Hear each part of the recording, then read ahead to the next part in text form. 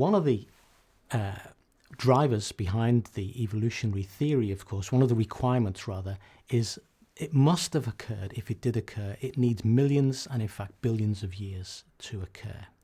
And it's a very common belief that many, many people have, that the Earth is in fact billions and the universe billions of years old. But actually, there's a lot of evidence which doesn't fit with an old Earth. And some of that evidence we've been looking at recently.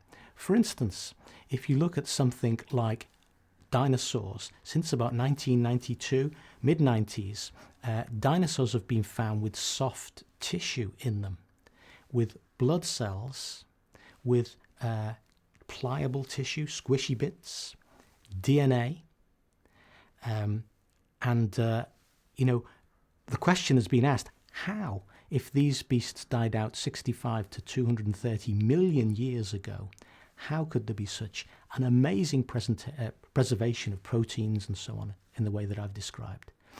Well, it's possible.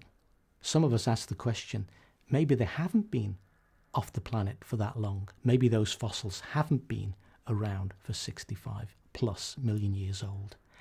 And then, of course, you look in the accounts of history and you find very many eyewitness accounts. Some of them we have myths and legends, where you have man wrestling and fighting against huge beasts.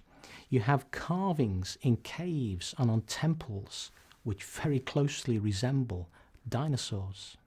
So all of this builds up a picture of a world that's not as old as we believe it is.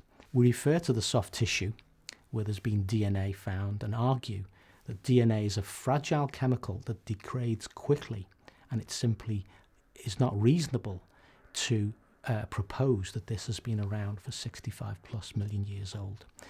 But the strong piece of evidence which is in my field is, of course, mass spectrometry. We're now able to measure with mass spectrometers the radiocarbon signature in dinosaur bone. And of course, if anything has got a radiocarbon signature, it cannot be a million years old. So there's some prima facie evidence from dinosaur bone that it is not as old as people believe.